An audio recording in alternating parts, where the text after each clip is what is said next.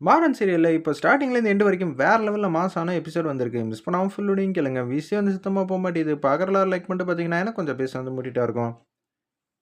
ராகவன்ட்ட வந்து கேட்குறாங்க, "ராஜா அண்ணன், எப்புட்றா நீங்க 2 பேரும் சந்தோஷமா நிம்மதியா தானே இருந்தீங்க?" "ஆமாண்ணே, எந்த பிரச்சனையும் இல்லைங்கிற" மாரி விசாரிச்சுட்டு இருக்காங்க. அதே மாரி வீராகிட்டயும் மாறன்ட்டயும் பேசும்போது, எனக்கு ரொம்ப அழுகழுவையா வருதுங்கிற மாரி மாறன் வந்து பேச ஆரம்பிக்கிறாங்க. "அம்மா இல்லாதப்ப என்னால வீட்ல வந்து இருக்கவே முடியல. நிம்மதி, சந்தோஷம் என்னை விட்டு அப்படியே போயிடுச்சு. நான் பட்ட கஷ்டம்லாம் இருக்கே, அதெல்லாம் கொஞ்சமா நெஞ்சமா? என்னை எல்லாரும் வந்து ஒதுக்கி வைப்பாங்க. என் முன்னாடி கூட யாரும் வந்து வரமாட்டாங்க. நான் சாப்பிடலான்னு போனா மத்தவங்கலாம் எந்திச்சு போயிடுவாங்க. அதனாலேயே நான் தன்னந்தனியா உட்காந்து யாருக்கும் தெரியாம கிச்சன்ல வந்து ஒவ்வொரு சாப்பாடா எடுத்து போட்டு சாப்பிடுறப்ப கூட, யாரும் நம்மள எதுவும் சொல்லிடுவாங்களோன்னு நெனச்சு வருத்தப்பட்டுட்டு தான் இருந்தேன். வீரா வந்ததுக்கப்புறம் தான் என் வாழ்க்கைக்கே வந்து ஒரு அர்த்தம் வந்து உண்டாகிச்சு. அது மட்டும் இல்லாம, இவ எனக்கு மனைவி இல்ல. நான் இன்னமும் இவள நான் அம்மாவா தான் பார்த்துக்கிட்டு இருக்கேன். எங்க அம்மாவோட குணம் தான் வீரா கிட்ட இருக்குங்கிற மாரி சந்தோஷமா சொல்லிட்டு இருக்கிறப்ப, அப்படியே கையெழம்பலான்னு போறாங்க. "டேய் மாறா, ஃபர்ஸ்ட்டு வந்து சாப்பிட்டு முடிச்சதுக்கு அப்புறமேட்டுக்கு, பொண்டாட்டியோட முந்தானையில தான்டா கைய துடைக்கணுங்கிற" மாரி அவங்க பெரியப்பா வந்து சொல்றப்போ வந்து, "கை ஈரமா இருக்கே, சரி கேட்டு பார்ப்போம்." ஆமா, இவ கர்ச்சீப்பு கேட்டா கூட தரமாட்டா. இது மாரி இருந்தா கேட்டா குடுத்துருவாளா? நமக்கு நம்ம கர்ச்சீப்பு தான் அப்படின்னு சொல்லி யோசிச்சுட்டு இருக்கிறப்ப, கரெக்ட்டா கண்மணி வந்துடுறாங்க. அவங்க வந்து ராவணுக்காக வந்து முந்தானைய குடுத்தோனே, சரி போ! நம்பளும் வந்து என்ன பண்றது? கண்மணிக்காக நடிக்க வேண்டியதா இருக்கு. ஏனுங்க கையெல்லாம் ஈரமா இருக்கு. இன்னமும் யோசிச்சுக்கிட்டே இருக்கீங்க. மத்தவங்க இருக்காங்கன்னு சொல்லி வெட்கப்படுறீங்களா? வெட்கலாம் படாதீங்க. யாரு என்ன கேட்பா? அப்படின்னு சொல்லி கிண்டல் அடிச்சு பேசிட்டு இருக்காங்க. அப்பன்னு பார்த்து பிரியா இருக்காங்கல்ல, மாறனோட தங்கச்சி. இந்த கல்யாணத்துல நமக்கு விருப்பம் இல்ல.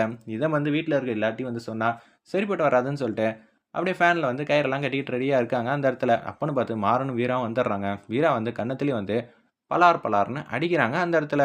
"என்ன நீ நெனச்சுக்கிட்டு இருக்க?" அப்படின்னு சொல்லும்போது, "நான் ஒரு பையன லவ் பண்ணேன். அந்த பையன் பேரு சந்தோஷ். நம்ப குடும்பத்துக்கும், அவங்க குடும்பத்துக்கும் ஆகவே ஆகாது. இத நான் அண்ணன்கிட்ட சொன்னாலும், வேற யார்கிட்ட சொன்னாலும், கண்டிப்பா வந்து ஒத்துக்கவே மாட்டாங்க. அப்படி இருக்க சிச்சுவேஷன்ல என்னால என்ன பண்ண முடியும்? ஏய்! இப்படியா முடிவெடுப்ப? நான் வந்து ஏதாவது ஏற்பாடு வந்து பண்ண முடியுமான்னு யோசிக்கிறேன். ஏய்! நீ மட்டும் தான் வந்து தெரியாம தாலி கட்டுவியா? ஏன் உன் தங்கச்சிக்காக வந்து லவ் பண்ண பையனோட சேர்ந்து வாழ வைக்க மாட்டியா? ஏய்! இது என்னன்னு நெனச்ச? நீ ஒண்ணும் அந்த வீட்டு பொண்ணு இல்லம்மா. நான் உன் கழுத்துல வந்து தாலி கட்டுறதுக்கு. சரியா? நம்ப எல்லாம் பேசிக்கிட்டு இருந்தோம். எந்த பிரச்சனையும் இல்ல. உன் வீட்ல வந்து யாருமே இல்ல. அதனால தைரியத்துல வந்து தாலி வந்து கட்டிட்டேன்." வீரா வந்து கடுப்பாகி கேட்குறாங்க. "நீ மட்டும் ஆசைப்பட்டு, நீ விரும்பின பொண்ண வந்து கல்யாணத்துல சம்மதம் இருக்கா இல்லையான்னு கூட கேட்காம தாலி கட்டிருவ. ஆனா, உன் தங்கச்சிக்கு நல்ல வாழ்க்கைய நீ அமைச்சு தர மாட்ட. அப்படித்தானே?" "என்னடா இவ இப்படியெல்லாம் கேட்டுட்டு இருக்கா? வேற ஆப்ஷனே இல்லையா? நம்ப மொதல்ல வந்து சந்தோஷம் வந்து இங்க கூட்டிட்டு வந்துருவோம்." "என்னடி பொசுக்குன்னு வந்து கூட்டிட்டு வந்துருவோங்கிற? அந்த ஊருக்குள்ளேயே என்னால எப்படி போணும்னு தெரியல. இதுல வந்து அவங்க வீட்டுக்குள்ள போயி, அதுவும் ஏகப்பட்ட பேர் இருப்பாங்க. நிச்சயம் வந்து கூட்டிட்டு வந்துர்றோம். தேவையில்லாம தப்பான காரியம் பண்ணேன்னு வச்சுக்கயேன், அப்புறம் அவ்வளதான்." அப்படின்னு சொல்லும்போது, சரின்னு சொல்லிட்டு, "ஏய் காலையில தாண்டி போட்டியில வந்து ஜெயிச்சேன். என் மூஞ்சிய வேற எல்லாரும் பார்த்துருப்பாங்க. நான் எப்புட்ரி போ முடியும்? மாஸ்க் போட்டு போவோமா?" அப்படின்னு சொல்லி வீரா கிட்ட வந்து கேட்குறாங்க. எப்போதும் கிராமத்துலலாம் வந்து இது மாரிலாம் வித்தியாசமா வந்தா கண்டுபிடிச்சுருவாங்க. "ஏய்! இப்ப அவங்க வீட்ல வந்து கல்யாணம் நடக்குது. மாப்பிள்ளை வீட்டுக்காரங்க மாரி வந்து பெர்ஃபார்ம் பண்ணிட்டு அப்படியே போ வேண்டியது தான்." அப்படின்னு சொல்லிட்டு இருக்காங்க அந்த இடத்துல. மாப்பிள்ளை வீட்டுக்காரங்களா? சரி போவோம்ன்னு சொல்லிட்டு அப்படியே வந்து போறப்ப, கரெக்ட்டா வந்து சந்தோஷோட அப்பா வந்து நிக்கிறாங்க. ஐய்யயோ! இவங்க குடும்பத்துக்கும், நம்ம குடும்பத்துக்கு தான் ஆகவே ஆகாது. இவங்க மட்டும் பார்த்தாங்கன்னு அவ்வளோதான்னோன, கதவுக்கு பின்னாடி வந்து, "இந்த கதவு டிசைன்லாம் நல்லா இருக்குல்ல." அப்படின்னு சொல்லி அவங்க 2 பேரும் கிட்ட வந்து பேசிட்டு இருக்காங்க. கரெக்ட்டா வந்து மாப்பிள்ளை ரூம்குள்ள வந்து போயிடுறாங்க. சந்தோஷ் ரூம்குள்ள வந்து போறாங்க. என்ன இவன், என் தங்கச்சி என்றானா, அப்படி ஒரு காரியம் வந்து பண்ணிட்டு இருக்கா. இவன் என்றானா, அசந்து வந்து தூங்கிட்டு இருக்கான். ஒருவேள அடுத்த கல்யாணத்துக்கு ரெடி ஆயிருப்பானோ? அப்படின்னு சொல்லி பட்டமா வந்து யோசிச்சுட்டு இருக்காங்க அந்த இடத்துல. இவன எப்படி கூட்டிட்டு போறது? ஏய்! இவன கூட்டிட்டு தான் போய் ஆவணும். வேணா தட்டி எழுப்பிட்டு போட்டா? ஏன்? "தம்பி வரீங்களா தம்பி? உங்கள கூட்டிட்டு போறேன்னு சொல்லேன். இங்க எத்தன பேர் சுத்தி இருக்காய்ங்க. இவன் மாட்டும் அவசரப்பட்டு, நம்ப வேற ஒரு ஆள்ன்னு நெனச்சு சத்தம் போட்டானா, பிரச்சனை பெருசாயிடும். இவன கூட்டிட்டு போணும். எத வச்சு கட்டுறது? ஒண்ணும் புரியலையே!" அப்படின்னு சொல்லும்போது, ஒரு கர்ச்சீப் எடுக்குறாங்க. அதே மாரி பண்றாங்க. "நல்லா கேடியா தான் இருப்பா போல இருக்கே!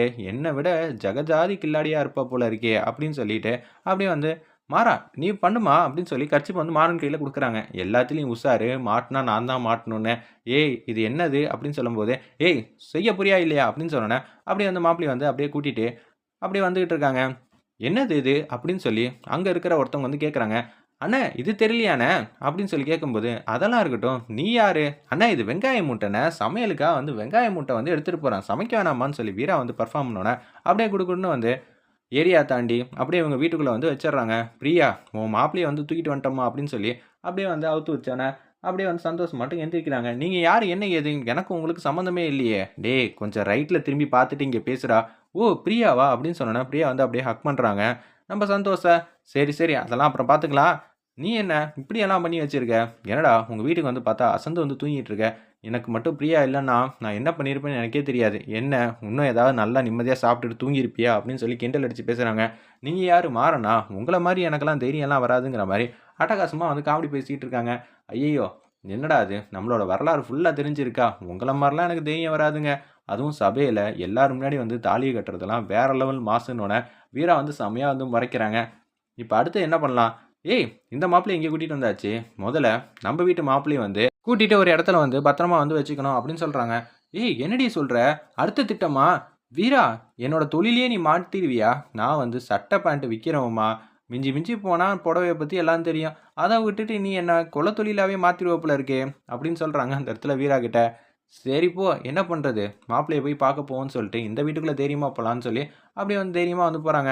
இந்த மாப்பிள்ளையும் நல்லா அசந்து தூங்கிட்டு இருக்காங்க. "தம்பி என்ன மன்னிச்சிருப்பா. இந்த குடும்பத்துக்கும் உனக்கும் சம்மந்தம் இல்ல தான். ஆனா என் தங்கச்சி வந்து லவ் பண்ணிட்டா. என்ன பண்றது? அதனால தான் இப்படியெல்லாம் பண்ணிட்டு இருக்கேன். மன்னிச்சிருங்கிற" மாரி அந்த தம்பிகிட்ட வந்து மன்னிப்பு கேட்கறாங்க. முதல்ல மாறனும், வீராவும். சரிடா, அதே மாரி கர்ச்சீப் எடுத்து வைக்கிறாங்க.